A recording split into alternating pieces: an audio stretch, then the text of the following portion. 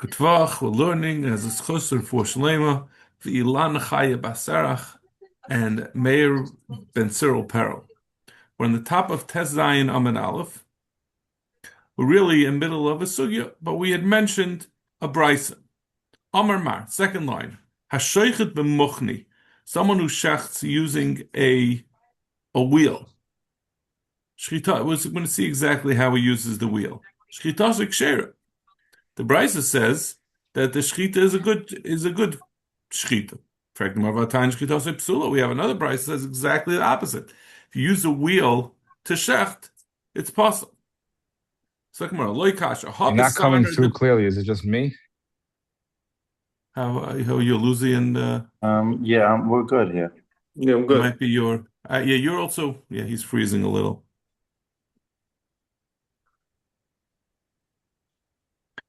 So Zok Gemara loy kasha, but there's two different types of wheels. Loy kasha, ha besarna de pachra, ha besarna de maya. These wheels are talking about. Well, the first one is talking about a pottery wheel. Have you ever seen that they used to have like a pedal that they would use? They would use with their foot, and that would cause the wheel to go around, and they would shape the clay as it went around.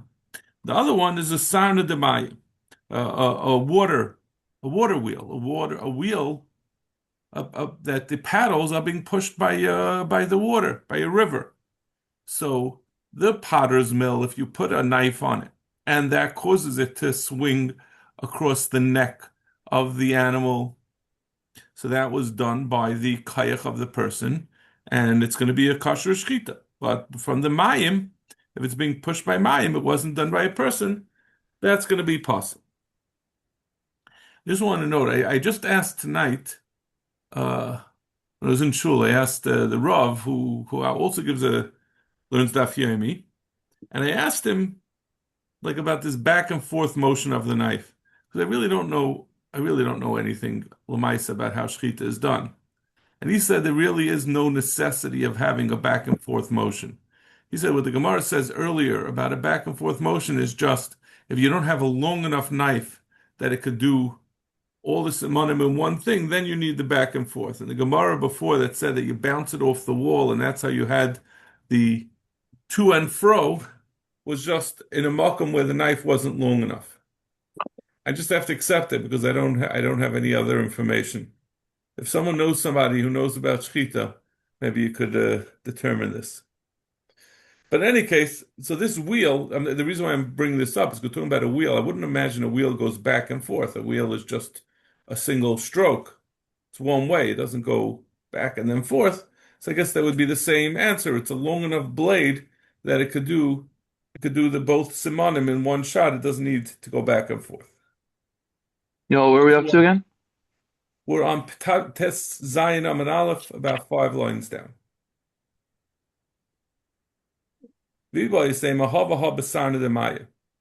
Both brises, the one that says a wheel is kosher and the one that says a shechita done with a wheel is possible, is talking about a water wheel.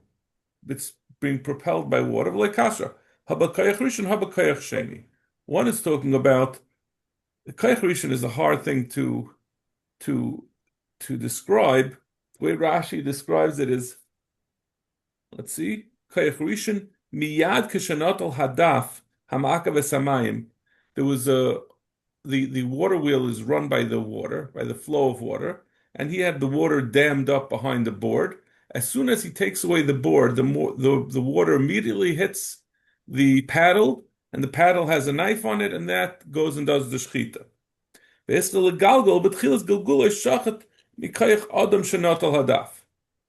a funny thing. To us, that sounds like a grama, right? You're taking away the daf, and that's causing the water to go. So it sounds like a little bit of a Rube Goldberg contraption. But the Gemara says, as long as it's direct, right away when you take the water, it hits the paddle. That first kayach of the paddle going, then propels the knife into the animal. That's kayach rishon. And kayach sheni, Rashi says, where the water, you have the water.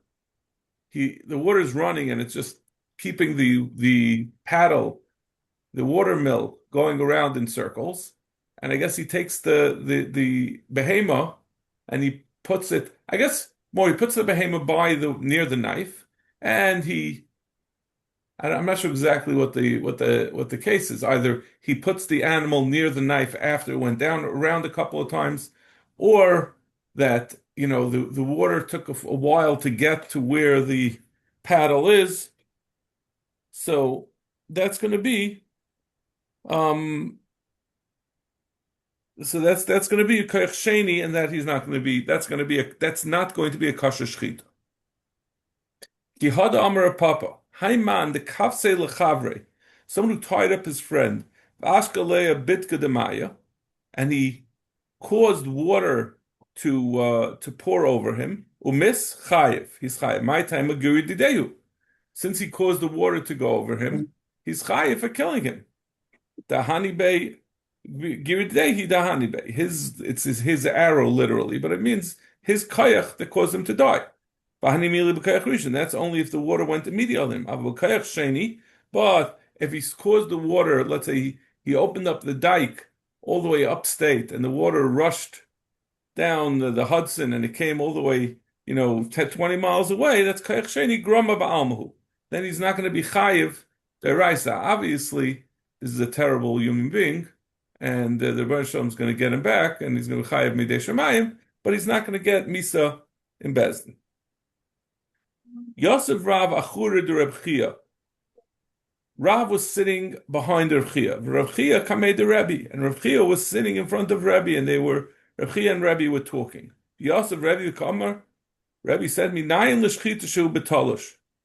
This is the concept. I actually asked this, I think, on Friday, or maybe it might even be Thursday. Where does this come from? The nafkamina that we said that shchita betalosh with something that's not attached to the ground is a good shchita, but if it's attached to the ground, it's not a good shchita. Now, we had said earlier that Reb Chia said that he brought a brisa that says that in either case it's good, whether it's attached or not. Rebbe had said that if it's attached to the ground, it's no good. We were machalik then, and we said Rebbe only said that when it's currently attached, when it was attached to the ground from the beginning, like a reed that grew from the ground, or a rock that's part of the ground, and you use that, that's not going to be a good shechita. But if it was something that was attached to the ground, it was talish and l'msayf chobar, then Rebbe would say that's our Mishnah, and now Rebbe would say it's b'di'evet good. So where does this whole come from? This nafkamina of something that's attached to the ground or not? Why would that make a difference? So he said, it says, I think this is by Avram, that he took the knife to shecht. So macheles is something that's not attached to the ground. He took it. Amalei Rav Reb Chia, my ka'amar. Rav asked Reb Chia, what is it that he couldn't hear what he was saying. He asked, what is this that Rebbe's saying? What was he saying? Amalei Vav d'chsiva ufsa ka'amar. He said he was saying a vav that was written on a bark, on a tree. Meaning he was saying something that's very untenable. It's not supportable. Just like you write a vav on a bark of a tree, it's hard to read it. He said what he's saying is not worthy of, it's not a good pshat. What about the cry? Rebbe brought a pasuk to support what he says, that only a shchita betalish is good. Why is Reb Chia saying it's not supported? So Gemara cross Yerusad Avram Kamashmalun. No, the pasuk just said Ikach hamachalas. It's saying that he took the knife, that he was being mizares, but not that he was saying a din in Hilchas Shchita that has to be something that's not attached to the ground. Amar Rava, Pshitali, Talush l'b'sayv chivroi. So we have been talking till now about Shchita. Now we're going to talk about other applications of this question of something that is Talush l'b'sayv chivroi, right? We said Rebbe says that something that is Chavroi me'ikroi, it was always mechubed to the ground, is pasul shchita, but if it was detached and then attached to the ground, then it's going to be kosher b'diavad. So now we're going to talk about other applications of something that was talush l'b'sayv chivroi, it was separated from the ground and then attached. So Amar Rava, pshitali talush l'b'sayv chivroi le'inyan avodas kechavim havi talush. So gabi avodas zara, it's considered separate. What does that mean? The Amar Mar. Someone who bows down to his house. A house is something that you put up, you build it, you take bricks and mortar and wood, and you build it up. So it was tallish, it was separated from the ground, and then it was attached. So he says someone who bows down to it, osrei, because it gets a din of an avodah zara. An avodah zara is osr bahana. So this house gets a din of avodah zara. If you'll say that something that was originally separated and then came mechuber has a din as if it's mechuber, Eloheihem alaharim. We learned this back in Avodah Zarah, that those things that are part of the ground, like the mountains, don't get the din of an Avodah Zarah. If everyone around starts bowing down to Mount Everest, it doesn't make Mount Everest into an Avodah Zarah that we're also to have enough from it. Because it says Eloheihem alaharim, they're gods, they're false gods on the mountains, but the mountains cannot become gods themselves. So that's Lagabi Avodah Zarah. We also say in Hechsher Zroyim, Tanohi. Lagabi the din of being Machsher Zroyim, that it should be Makabel Tumah, it's a Machlokes Tanoim about Zroyim, about something, not Zroyim, but something that was Talush, and then you attached it, whether it gets a din of something that's Mechuber. And this is Lagabi. The din is that if you have food, it's not able to be Makabel Tumah until water goes on it. But it can't be just stam water. If a rainfall falls on it without your knowledge and without your interest, if you're totally agnostic about whether the water falls on the food, it's not going to make it choksha l'kabel tumah. It has to be that you had some satisfaction from it falling, and as we're going to see, it has to be that it fell onto a kli. That means it's not enough. If you wanted it to fall on the ground, you're saying I'm happy that it's raining because it looks pretty.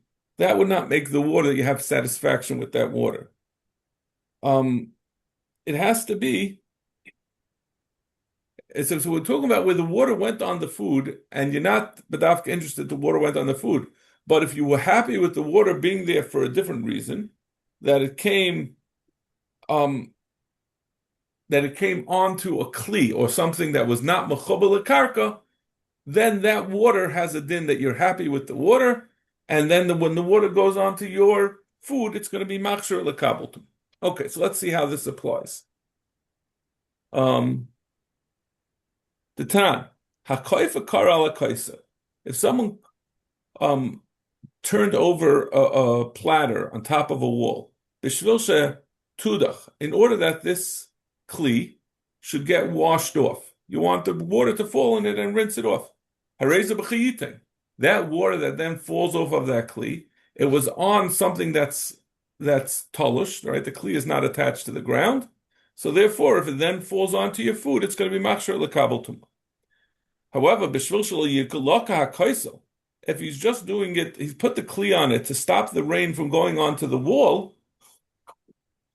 There's not going to be a hukshel lekabel tumah if the water then goes from the kli that was protecting the wall onto the food, because that water was not desired for you for something that's talush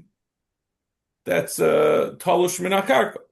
Now, even though you're doing it for the kaisel, but you don't want it to be on the kaisel, you want to keep it away from the kaisel. So the Gemara is going to explain how we get to this machlokes. Haguf kasha. So when we look at the diyukim of this brisa, we're going to have a kasha. Amrit b'shvil shetudach hareze b'chiyutin. The first thing we said is if you do it in order that it should rinse off the kli that's on top of the wall, then the water is desired for a kli that's talush. So then it gets a status of chiyutan that the bailim want it. So it's going to then be machsha the zrayim to be makabel tumah. But we said habishvil b'tzmash b'shvil sheyudach hakaisel ein ze b'chiyutan. But if he does it in order because he wants, it's not because there was a kli. But if let's say there was no kli, and he says, I'm happy that the water is going onto the wall, then that would not, to wash the wall itself, that would not be sufficient, right? Not like we said before. Before we were saying, what the Bryce itself said was that if he wanted it, he put the kli there to avoid the water going on the wall. But now we're saying he put on the kli on the wall, but it could have said a simpler case. It could have said he just wanted the water to hit the wall and wash off the wall. Mashma that's not going to be b'chiyutan. The wall itself is not going to have the status, even though it's something that was originally, it was originally bricks, it was originally talish, and now it's mechubar. But even so, we're not treating it as something that's talish. But then the seifa is v'hadatani b'shvil shelo yilaka ha'kaisel. If he put a kli in order that the kaisel shouldn't get hit, eine b'chiyutan ha'b'shvil sheyudach ha'kaisel hareis b'chiyutan. It's mashma only because he's protecting the wall that it shouldn't get hit with water. So that we say that's not b'chiyutan. That's a separate problem that he doesn't want the water. He's trying to avoid the water. That's not going to make the water chashuv that he wants it, that it should be able to be chiyutim. But it's mashra only because he doesn't want the water. But if he wanted the water to go on the kaisel, then it would be b'chiyutim. Mashma, that something that is, as we're going to see, so we have to understand the Bryce saying two dinim. One mandamar is saying that the first mandamar is saying that when it went on the kli, it's not going to be good. But if it went on to the kaisel, then that would be b'chi. When it went on the kli, I'm sorry, it is b'chiyutam. But if it went on the kli, on the kaisel, it wouldn't be, because the kaisel is now mechuber, even though it was originally talish. Since it's mechuber, it doesn't have the ability to make it b'chiyutam. And the second half is the other mandamar, who says that had he wanted it to wash off the kaisel, that would be, since it was originally talish, even though it's not mechuber, that would be considered that the water, he wanted the water on something that's similar to a kli, and therefore the water, when it goes on to the tvua, is going to be makshir lekabel tum. So that is where we see that this is a machlekes tanayim, whether something that's talish u'b'seif mechuber, whether it has a din to be makshir, make the water able to be machshir zrayim lekabel tum. Rapapa amakulacha tanahu. Rapapa says no, you can't bring a raya, not necessarily. Haba kaisel ma'ara, haba kaisel binyan. When we say that the kaisel would not make the water that falls on it, if he wants to wash off the kaisel and not prepare the water that it could be machshir lekabel tuma, that's talking about a kaisel of a cave that was not originally bricks and wood, but rather it was always there. So that's mechuber. Mechuber from the beginning, everyone agrees is mechuber, and it's not going to have a din to be makshir the water. And the other one is a kaisel binyan. A regular kaisel ein chanami would be considered that it's like the water that falls on it. It's going to be as if it fell on something that's talish.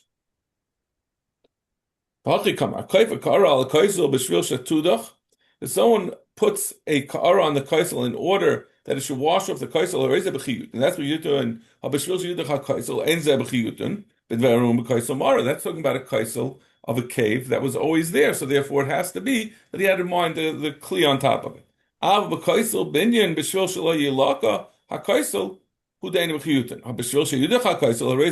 second part of the brisa, if he did it, if he put the kli in order that the kaisel should not get wet, that's not b'chiyutam. But had he intended the water to wash the kaisel, it would. That's talking about a binyan that's b'chiyutam. That's talking about a binyan. Boy Rava. Rava asked the following question. Talosh u'b'seif chavroi. Right? We started off with shchita, and then we said about the gabe avodah zara, and we said about we said about tuma. Now we're going back to the original question of shchita. Talosh chavroi le'inyan shchita mai. What's taka? He's gonna have his own pshat. We had said before. This is Rava's pshat. Before I think we said Ruchiya's pshat. I don't remember. Rabbi Yosef's pshat was earlier. So, what's going to be the din l'gabe shchita? Toshmas. He wants to bring a raya from the brisa that we had brought on the previous blot back at the bottom of Tes Vav Amid Beis. Toshma hayatzur yotzem min hakaisel. If there was a rock sticking out of the wall, or there was a stem of a reed that was sticking out of the ground, it was growing from the ground, and he shacks with it, so l'chayr, the first thing, The Pasha is talking about where there was a rock that he stuck into the wall. So that should be something that was Talosh L'Pseif Chavrei. So why are we saying it's possible? Baistais, that even something that's Talosh, even if you're Mechaber it, it's still possible. So no, this rock that was coming out of a wall was not a wall that was built, but rather it was a rock sticking out of a wall that had always been there. Because it compared it, put it together with the reed growing out of the ground, which is also always there. It wasn't placed there after it was talish. There's also not a case of talish b'seif chavre. Shmamina, Tashma, not sakin b'kaisel v'shachat by. Shchitasik sheriff. Someone stuck a knife into the wall and used that knife stuck in the wall to shackle it. The shchit is ksher. So this is clearly a case of something a sakin is talish, and you stuck it in the wall, so now it becomes mechuber. So why should the shchita be ksher if you hold that something that was mechuber to the karka is even if it was originally talish is possible? So Gemara shani sakin delay mevatale. The Gemara says no. It depends what you stuck into the ground. If you stuck a rock in the ground, then that's something that becomes bottled to the ground, and now it becomes mechuber again. But a knife, even if you stick it in the ground, it's still a knife. It's going to be taken out eventually. It doesn't get a din of mechuber. So this is not the question. We talk about talul sheb'seif chavrei, it has to be chavrei. But a knife is not mechuber, so therefore it's going to remain ksher. Tashma. But mechuber lekarcha shchitasik ksheira. We said if it's mechuber lekarka, the shchita is ksheira. Why is it kosher? We're saying that's something that's mechuber lekarka. If you say talush b'seif chavrei is possible, so why would something that's mechuber lekarka be kosher? Sak domara delem perushi kama farsha. My mechuber lekarka sakin delei mevatale. It's talking about the previous din that we just said. Talking about a sakin which doesn't get a din of mechuber.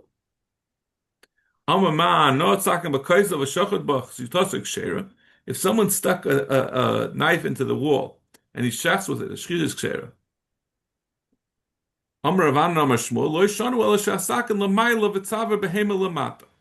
That which we said that you use the sakin stuck in the wall to shecht, that's only that the sakin is on top and the neck of the behemoth is on bottom. Because then when you press the knife, you press the behemoth, you press the knife onto the behemoth. If the behemoth is on top, we're worried that gravity will cause the heavy animal to press on the knife rather than be sliced by the knife.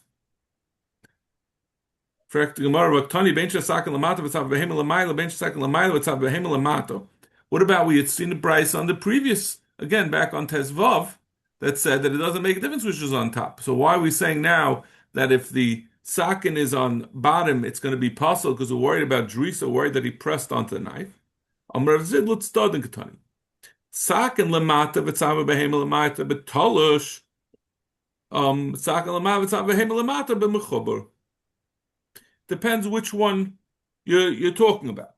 If the sakin is on bottom and tzav behema lamayla, that's if it's separated. But that's you could if the person is holding the knife in his hand, it doesn't make a difference whether it's on bottom or on top of the behema. He's going to make sure to use the slicing motion. But if it's a knife that's attached to the ground, then it's necessary to make sure that the sakin is on top, so that the weight of the behema is not bearing down on the sakin and causing it to push, to cut. I'm saying, what was it? To chop it rather than to slice it. Rav Papa says a different teretz. Ba'ofer de kolel, that which we said before, that a sakin lamata is good. That's talking about when you're shechting. You're not shechting a cow that's very heavy. You're talking about you're shechting a bird. A bird is light, so we're not concerned that the weight is gonna cause it to press down, but rather it's gonna slice you'll be able to move the bird on top of it without letting the weight bear down on the knife. There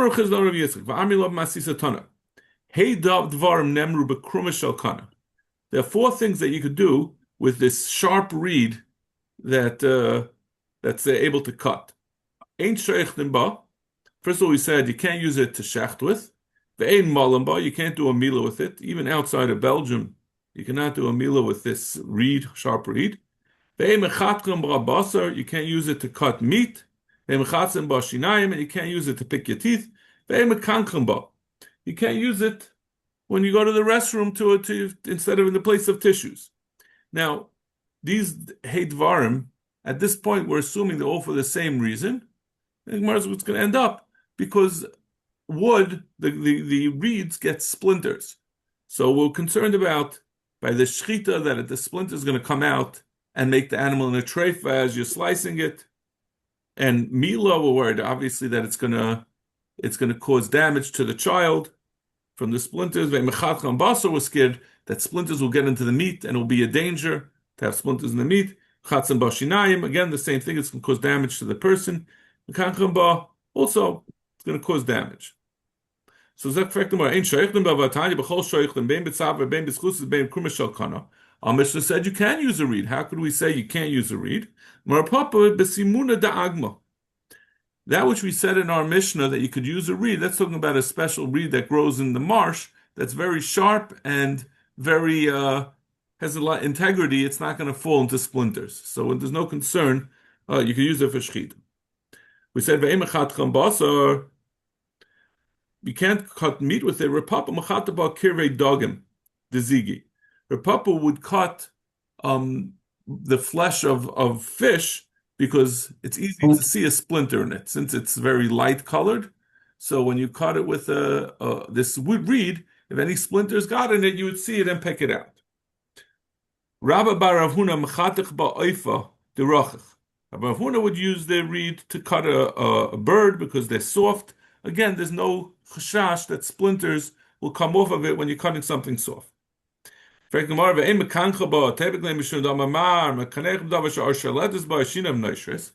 a general prohibition that one cannot use in the place of tissue paper anything that's that's flammable. It's dangerous. It causes your teeth to fall out. It causes illness. Obviously, this is something that we are not. We don't observe this rule. Tissue paper is clearly very flammable. But in any case, the splinters are used to kindle a fire. So why don't we have this problem? We're not talking about going to a bathroom. We're talking about using the reed to clean out a wound, to clean out the dirt from a wound. So we're saying you shouldn't use the reed because it will leave splinters in the wound. But Ein Chanami has nothing to do. You wouldn't be able to use a reed certainly for kinuach in a Beis HaKisei. We said in the Mishnah, Hakol sheichtim u'l'olam sheichtim. So what does that mean? Second one, Hakol sheichtim means Hakol b'shchita v'afilu oif. Means anything is subject to shchita, not just animals, but also birds. Birds also need shchita. The pasuk doesn't say anything, right? The pasuk talks about shchita for kachim in Vayikra. It never talks about shechting a bird. As a matter of fact, we only talk about malika. We don't talk about shchita for birds. La'olam sheichtim. So that's the first. Now, what is the second thing that says in the Mishnah? La'olam sheichtim. Mantana. What does it mean? La'olam sheichtim. So Gemara, Rabbi Shmuel, the Tanya. What does Rabbi Shmuel think La'olam sheichtim is telling you? Because he holds Kirchav Hashem alekecha es gvulcha kasher dibelach va'amarta oichla basar. There's a pasuk in Dvarim. The Torah, the Gemara, the Rebbeinu Shalom is telling us when you get to Eretz Yisrael, the pasuk is telling you, then you're going to eat basar. When he's going to enlarge your borders, you're going to eat basar as you wish. You can eat whatever you want. What does Rabbi Shmuel understands pasuk to say? It's coming to allow you to eat basar whenever you want. You could just shecht an animal to make a burger. While the Yidden, according to Rabbi Shmuel, while the Yidden were in the Midbar, they were not allowed to just make a shchita for food. They could only make a shchita to make a kachim, to bring a carbon. So this pasuk tells you that as soon when they got to Eretz Yisrael, the Rebbeinu Shalom allowed them to just shecht karbanis And the Gemara is going to say later on the reason why. But it was only in Eretz Yisrael. Lekach sheninu lo'elam sheichten. I'm sorry, I skipped. Now, I might think that since Yidden were not allowed to do Shchitas Chullin in the Midbar, and they were first allowed to do so in Eretz Yisrael, maybe when they were Nigla, they were kicked out of Eretz Yisrael, then they went back to the original Issa that they can no longer eat Stam Kachim. So that's what our Mishnah is telling you, that you could shecht. You could always shecht when it doesn't have to be just for kachin. Maskevler of Yosef. Hi lo'olam sheichtim. That doesn't make sense. It wouldn't say lo'olam sheichtim. Lo'olam sheichtim va'eichlim mibayle. It should say you could always shecht. You could shecht. It's not a question stopping you from shechting. It's just saying you can't eat. Va'oid. In addition, mikar my time itzer. Why was it also for the Yidden to, when they were in the midbar, to shecht for shchitas chulin to eat? Mishum dahava mikavila mishkan, since they were close to the mishkan, and therefore there was no need for them to make a shchita outside of kachim. They could always bring a shlamim and eat the food from the shlamim. But besides my time ishtaru, why was it allowed when they were in Eretz Yisrael? Dahava machkim mishkan. In Eretz Yisrael, they took a while to build the Beis Hamikdash, but even before they built the Beis Hamikdash, they were a long way. They had a lot. They weren't just a camp in the midbar, but they were spread out across Eretz Yisrael, so they were far from the mishkan. Look, if that's the reason, now the Yidden are in Galus. They're certainly far from the Beis Hamikdash or the Mishkan or any. They're really impossible for them to bring a carbon. It should be mutter for them to eat. Elamar Rabbi Yosef. Rabbi Yosef says he disagrees with Rav. He says the reason of the Indian of Hakol Shoichtem is different. Don't like Rabbi Akiva. Rabbi Akiva disagrees entirely with Rabbi Shmuel's thesis that the Yidden were not allowed to eat chulin. They're not allowed to shecht chulin in the midbar. He says they could do so. What does Rabbi Akiva say? What does that call shechtim? The Tanya, the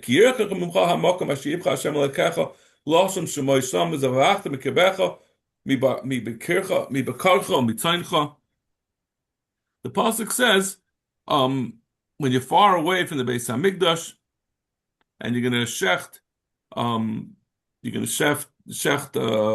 what do you call it, cattle, and you're going to shecht your sheep. It's coming to Asa, when the Yidden come to Eretz Yisrael, it's going to be also for them to use unshechted animals. Rabbi Akiva holds exactly the opposite. Rabbi Yishmael said there was more chomer for the Yidden in the Mishkan, that they had to only bring kachim. Rabbi Akiva said there was no din of shchita in the midbar. In the midbar, they were able to just use basa nechira, which means that they would just poke a hole and kill the animal. When they got into Eretz Yisrael, it became also to them to eat without a shchita. Maybe I may think that now that the Yidden, since the Isser of eating without a shchita started when they came into Eretz Yisrael, maybe leave Eretz Yisrael, that Isser goes away. That's why we say la'olam sheichtim. Okay, it's late enough. I think we'll start tomorrow, as Hashem, with the reasons for Rabbi Akiva and Rabbi Shmuel's shitas. But if you think this sounds strange, that you can eat without shchita, tomorrow